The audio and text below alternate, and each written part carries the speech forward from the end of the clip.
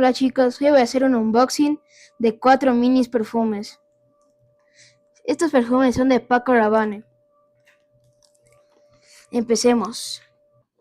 Los perfumes que tenemos aquí es 1 Million Eau de Toilette, 1 Million Elixir, que es Perfume Intense, Invictus Eau de Toilette y un Phantom Eau de Toilette.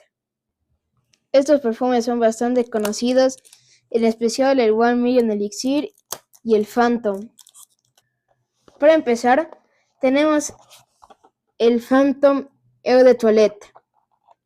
Estos perfumes son de 5 ml.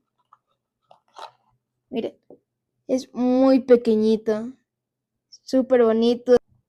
Continuamos con el Invictus. Este Invictus es bastante conocido. Es este.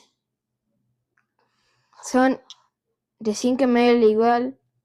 Son casi del mismo tamaño, aunque tienen lo mismo. Sigamos. A ver, ahora tenemos el 1 Million Elixir. El 1 Million Elixir es Perfume Intense, o sea, dura 8 horas, y los Eau de Toilette, que son el Phantom y el Invictus, duran menos, duran 5 horas, 6 horas. Este es el 1 Million Elixir. Para finalizar tenemos el 1 Million Eau de Toilette. Este perfume continúa la línea de 1 Million. Este es uno de los más antiguos y es este 1 Million. Muchas gracias por ver y les espero para la próxima. Chao.